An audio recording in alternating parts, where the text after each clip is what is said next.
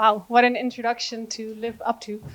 But yes, I'm Bo. I'm an engineer, a consultant, and right now impact lead at Lapaya. So right now a learning professional for the last 5 years. And what I wanted to do today is actually look back at my performance consultant days and get some learnings from one of my early projects, one of my favorite projects actually, in a flower factory. So I hope you'll come with me over there. But first, I want to talk about why should I talk about that? And there are 3 different perspectives I want to share. The first is organizations. So organizations are really trying to change and to keep up with changing times, but they often fail. There's a lot of stats on this, but CEB says that only about 1/3 of major change initiatives fully achieve their goals. And when we look at why that is, often it's because people haven't been considered, haven't been taken along on this journey. Which leads us to number 2, which is our colleagues and employees in general are not really engaged in work right now.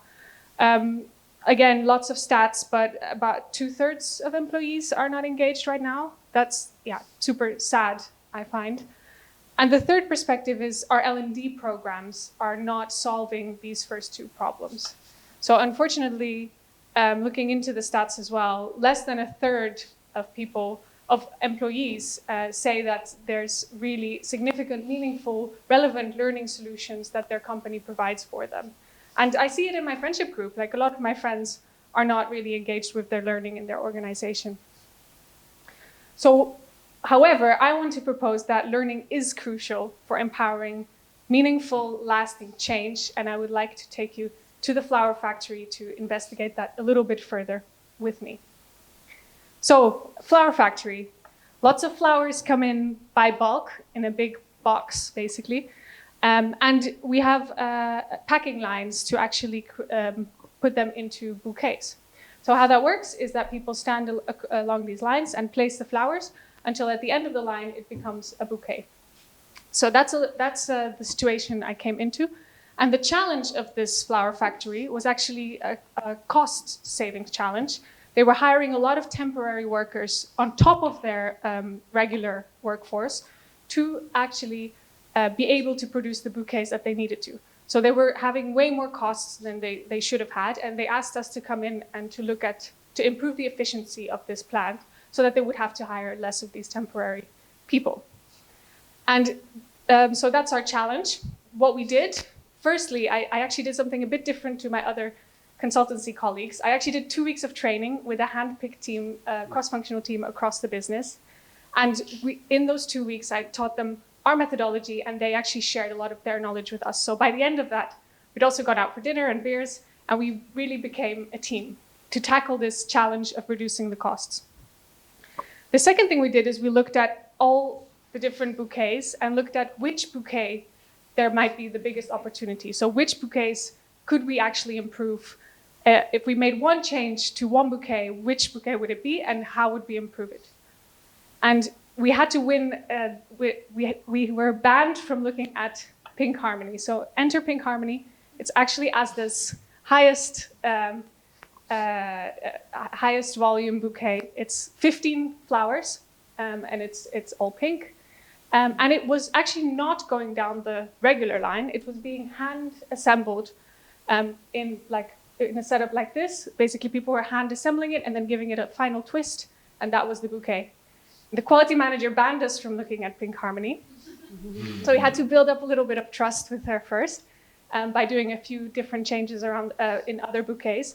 But we also secretly really knew that if we improve the efficiency of producing this bouquet, we're really going to hit our target. So as a team, we worked on this a little bit in secret, and we tried it down the packing line. We used a lot of the knowledge from the local team. And we finally found a way to do a blind test with her, and she couldn't tell the difference between the bouquet down the line or the bouquet being hand assembled.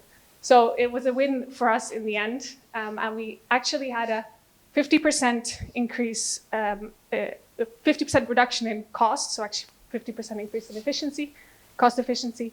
And we actually way overachieved our targets for the original targets that we set. And staying in touch with a few of these team members, they also tell me that they really loved learning those new skills, and it has helped them hugely in their careers. But what can I actually suggest as learnings from such a program? And I think the first thing I want to say is that change management is already well studied. And for example, John P. Cotter suggests 8 steps for change, which I really recommend. And my favorite one is that form a powerful coalition. So really form a team that is going to be upskilled, that you can upskill, that you can help, and that is going to create that change. The second is find the sweet spot. So here we had a clear organizational goal, and the individuals also really wanted to work towards that goal. So that was our sweet spot. And I believe that in a lot of our programs, we can find that sweet spot. Find one meaningful business KPI. In a factory, that's very easy. In organizations, that's a lot harder. However, also look at what is driving that KPI, and what is the one thing that if you change it, what are 2 things, if you change them, you'll achieve most of that value. And the third one is don't give up, because there's a change curve called the Kubler-Ross change curve, which means that you always start motivated, high in energy, and then things happen, things go wrong, people leave, people get demotivated, but keep going, like get quick wins in, share them, motivate each other. And this is how I believe we can all step into our role as enablers of meaningful, lasting, and measurable change. Thank you very much.